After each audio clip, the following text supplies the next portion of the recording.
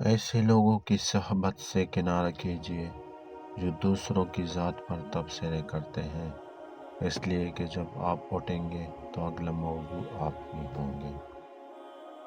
رب ناراض ہو جائے تو روٹی نہیں چھینتا، سجدے کی توفیق چھین لیتا ہے۔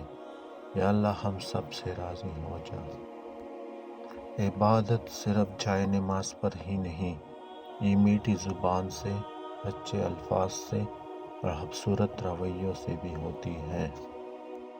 جب لوگ تمہیں تکلیف میں اکیلا چھوڑ دیں تو جان لو کہ اللہ تعالیٰ تمہارے کام کا ذمہ خود لینا چاہتا ہے۔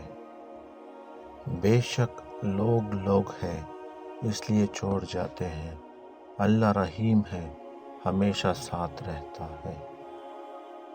جب آپ رب سے محبت کرتے ہیں تو وہ آپ کے دلوں میں صرف انہی لوگوں کو بسنے دیتا ہے جو آپ کی محبت کے قابل ہوتے ہیں۔ حضرت علی نے فرمایا، صبح کا آغاز صدقے سے کیا کرو، کیونکہ مصیبت صدقے سے آگے قدم نہیں بڑھاتی۔ اللہ تعالیٰ صدقے کی وجہ سے 70 بیماریوں کو دور فرماتا ہے۔ حضرت علی نے فرمایا، زیادہ سوچنے سے بہتر ہے کہ استغفار کیا جائے۔ زیادہ سوچنا مشکلات کو بڑھاتا ہے اور استغفار مشکلات کا حل ہے۔ حضرت علی پوچھا گیا، کیسے پتہ چلے گا کہ کون کتنا قیمتی ہے؟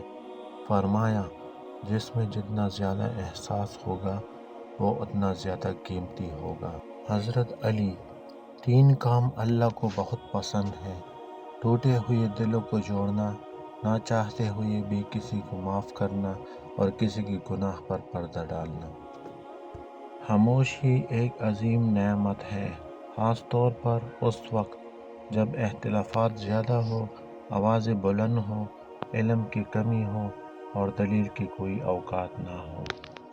حضرت علی، اللہ تعالیٰ تمہارے لیے 3 باتیں پسند نہیں کرتا: بلا وجہ کی گپ شپ، فضول خرچی اور لوگوں سے مانگنا۔